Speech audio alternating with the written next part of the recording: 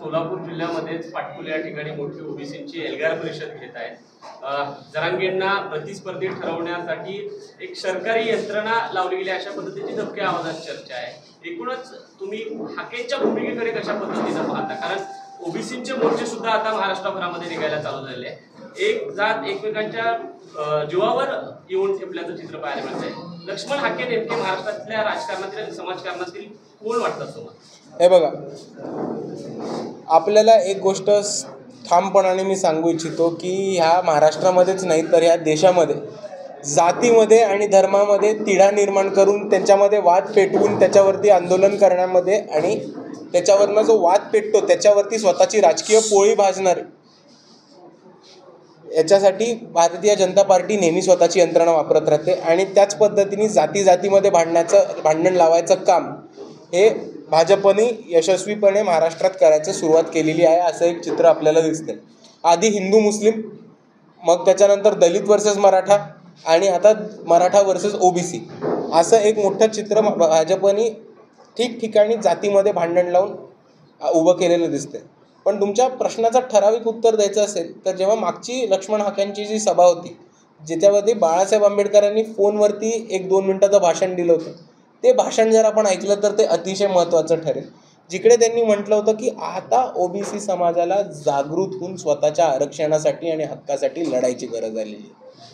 आणि ओबीसी समाजाने पण हे समजून घेतलं पाहिजे की आत्ताचं जे भाजप सरकार जे आहे त्यांनीच हा GR पास केला आहे ज्याच्यामधनं ओबीसीचं आरक्षण, मराठ्यांना आरक्षण हे ओबीसी कोट्यामधनं मिळणार आहे. तर ओबीसींना आता स्वतःच्या हक्कासाठी न्यायासाठी जागून लढायला लागणार आहे. लक्ष्मण हाकेंच्या आजच्या सभेमध्ये बाळासाहेबांचा सुद्धा फोटो त्या ठिकाणी वापरलेला आहे. मात्र लक्ष्मण हाके ज्या पद्धतीने भूमिका घेतली ती बाळासाहेबांची सुसंगत आहे का, काय वाटतं?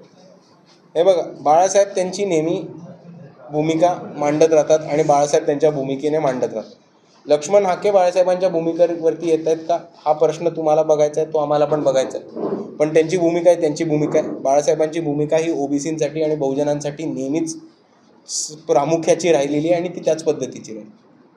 सत्ताधारी पक्षातल्या नेत्यांचे असतील किंवा विरोधकांचे एक कॅम्पेनिंग वॉर चालू झालेलं दिसतंय की मध्यंतरी देवाभाऊ हे सर्व ठिकाणी पोस्टर झळकले आणि त्यालाच प्रत्युत्तर देण्यासाठी राष्ट्रवादी शरद पवार गटाकडून देवाभाऊ तूच सांग अशा पद्धतीचे आशयाच्या जाहिराती, अशा पद्धतीचे बॅनर्स देखील झळकत आहेत. एकंदरीत या ओल्या दुष्काळात ही सर्व बाबी करणं योग्य आहे का, काय वाटतं? हे बघा, एका बाजूला मला खरं एका अर्थाने वाटतं की हे करणं योग्य नाही आणि दुसऱ्या बाजूला माझा थोडा तुमच्यावरती सुद्धा आक्षेप आहे मीडियावरती की चर्चा देवाभाऊंच्या बॅनरवरती नव्हती व्हायला पाहिजे, चर्चा त्या GR वरती व्हायला पाहिजे. 3 कायदेतज्ञ बोलवून हा GR सुप्रीम कोर्टमध्ये टिकणार आहे का? सुप्रीम कोर्टाच्या ज्या अटी होत्या त्या ह्या GR मध्ये पूर्त झाल्या आहेत का? सुप्रीम कोर्टने जो डेटा मागितला होता तो ह्या GR मध्ये दिला आहे का? हा चर्चा करणं जास्त महत्त्वाचं आहे. जी मीडियाचं जबाबदारी आहे, जी मीडिया पण कमी पडते असं मला वाटतं. उद्धव ठाकरे यांनी मागे काही दिवसापूर्वी आपण जर बघितलं तर विधानसभेच्या अगोदर बाळासाहेबांसोबतची युती केलेली होती, मात्र ती पण पुढे फार काळ टिकली नाही. आता ते स्वतःच्या भावाला टाळीला टाळी देतो म्हणतायत. मात्र सध्या राज ठाकरे जे आहेत ते आता वेगळ्याच भूमिकेमध्ये आपल्याला पाहायला मिळत आहेत. कारण निवडणुकीपर्यंत झुलवत ठेवायचं आणि ऐन निवडणुकीवर आल्यानंतर युती तोडून द्यायची अशा पद्धतीची एक परंपरा आपल्याला उद्धव ठाकरेंची दिसून येते. काय होईल, राज उद्धव ही युती होईल की काय होईल, नेमकं काय वाटतंय? कारण तुम्हाला त्याचा अनुभव आहे. हे बघा, आमच्या युतीबद्दल बोलायचं झालं तर मी परत एकदा स्पष्ट करतो, आमची युती ही प्रबोधनकार ठाकरेंच्या शिवसेनेच्या विचारांशी झाली होती. त्याच्यानंतर पुढे त्या पक्षाचं काय झालं ह्याचा माझा काही त्याच्याशी संबंध नाही. पण दुसऱ्या बाजूला राज ठाकरे आणि उद्धव ठाकरेंची युती होईल का नाही हा तो त्यांचा प्रश्न आहे. वंचित समूहांना त्यांचे प्रश्न त्यांचे प्रामुख्याने माहिती आहेत. वंचित समूहांना त्यांच्या अडचणी माहिती आहेत आणि ह्या ट्रॅपमध्ये ते अडकणार नाहीत आणि युती झाली की नाही झाली यांनी वंचित समूहांच्या जीवन मरणाच्या प्रश्नांवरती काही फरक पडणार नाही. हे तमाम तळागाळातल्या वंचित समूहांना कळले, त्याच्यामुळे याच्याकडे कोणी लक्ष पण नाही देते. एका बाजूला ही 2 ठाकरे बंधू एकत्र येण्याची चर्चा सुरू असताना वंचित बहुजन आघाडीमधलाच एक घटक आपण त्याला म्हणूयात रिपब्लिकन सेना, आंबेडकर घराणं मात्र फुटताना दिसत आहे. आनंदराज आंबेडकरांनी उपमुख्यमंत्री शिंदेबरोबर युती केलेली आहे. एका वेगळ्या पद्धतीने समाजामध्ये मेसेज जातो. पुन्हा एकदा आंबेडकरी कुटुंबियाला एकत्र आणण्यासाठी तुम्ही आता या पुढल्या पिढीचे शिलेदार म्हणून काही भूमिका घेणार आहात का, काही पाऊल उचलणार? हे बघा, आंबेडकरवादी चळवळ एकच आहे आणि आंबेडकरवादी विचार हे एकच आहे. वंचित बहुजन आघाडी एका राजकीय पक्ष आहे आणि तो त्या राजकीय पक्ष त्याच्या वाटचालीने चालत राहतो आणि आमची धोरणं, आमचे विचार हे आम्हाला पक्के. आणि त्याच्यापुढे मी जाऊन हे पण सुद्धा सांगू इच्छितो की आपण जर बघितलं तर 99% आंबेडकरवादी चळवळ ही वंचित बहुजन आघाडीबरोबर आहे आणि ते बाळासाहेबांच्या विचारांना आणि भूमिकेला मानणारे आहेत. मात्र काकांना परत सोबत आणण्यासाठी तुम्ही पुतणे म्हणून काही प्रयत्न करणार? हे बघा, काका आमच्या सोबतच आहेत. काका कधी दूर गेले नव्हते. एक राजकीय विचार वेगळा असू शकतो पण घर एकच.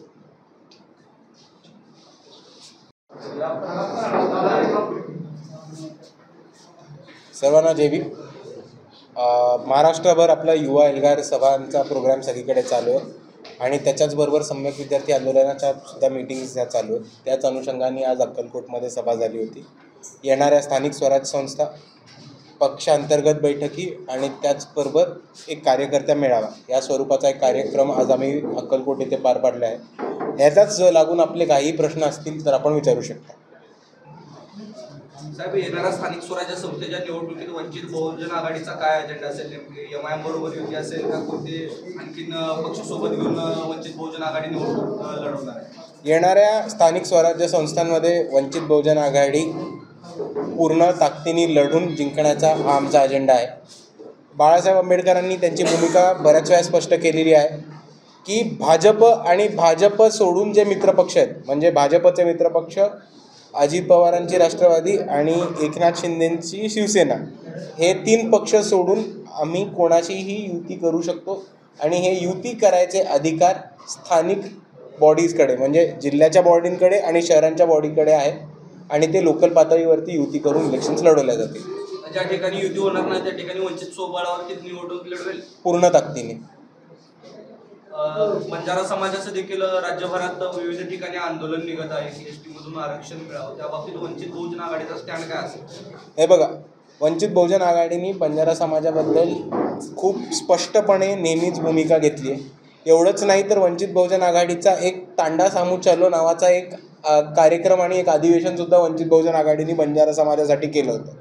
आपण जर बंजारा समाजाची खरी व्यथा बघितली तर आपल्याला कळेल की बंजारा समाज एक मोठ्या पद्धतीने मागास हा महाराष्ट्रामध्ये आहे, कारण तो VJNTमध्ये येतो.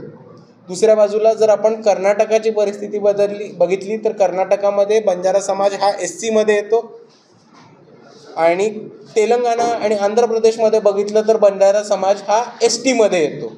आणि जर मूळ आपण राजस्थानमध्ये बघितलं, जिकडनं बंजारा समाजाची म्हणजे जिकडनं मूळ हा बंजारा समाज येतो, तर राजस्थानमध्ये बंजारा समाजाला OBC स्टेटस मिळतं आणि ह्याच्यामुळे बंजारा समाजावरती खूप मोठे प्रॉब्लेम झालेले.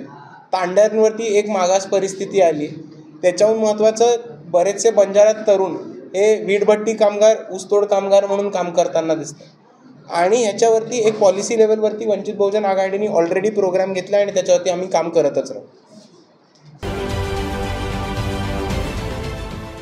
देश विदेशातील प्रत्येक घडामोडींचे लाईव्ह अपडेट मिळवण्यासाठी आता साम टीव्हीच्या सर्व सोशल मीडिया प्लॅटफॉर्मला लाईक, फॉलो आणि सबस्क्राईब करा. तसंच सर्व नोटिफिकेशनसाठी बेल आयकॉन प्रेस करायला विसरू नका.